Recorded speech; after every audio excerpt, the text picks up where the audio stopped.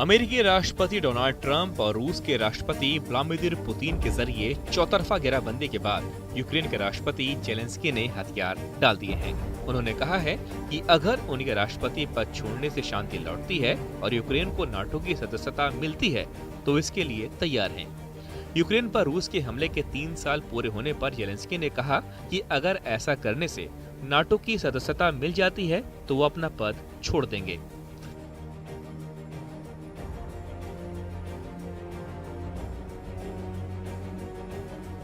Zelensky ने एक पत्रकार के इस सवाल पर कि क्या वे शांति के लिए अपना पद छोड़ देंगे तो उन्होंने कहा कि अगर शांति हासिल करने के लिए आपको वाकई मेरे पद छोड़ने की जरूरत है तो मैं तैयार हूं।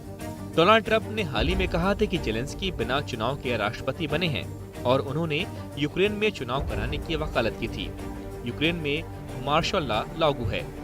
जिस अमेरिका के दम पर जेलेंस्की रूस के महायुद्ध लड़ रहे हैं, वही अमेरिका जेलेंस्की को तानाशाह कह रहा है, उन्हें कटघरे में खड़ा कर रहा है।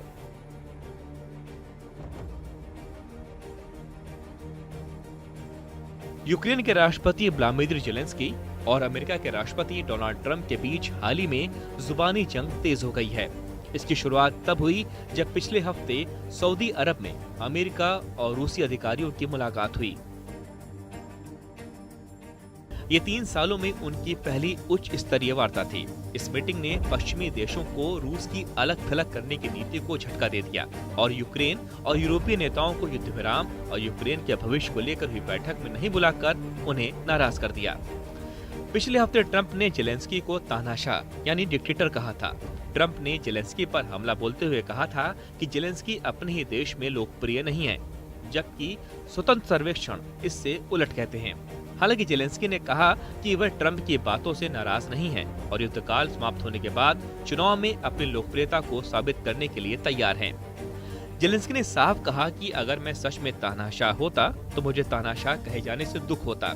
उन्होंने ट्रंप से आपसी समझ बनाने की अपील की और अमेरिका से सुरक्षा गारंटी की जरूरत बताई। जेलेंस्की ने ट्रंप को सुझाव दिया कि वो पुतिन से मिलने से पहले जेलेंस्की से मिलें और यूक्रेन के हित में युद्ध विराम को लागू करवाएं।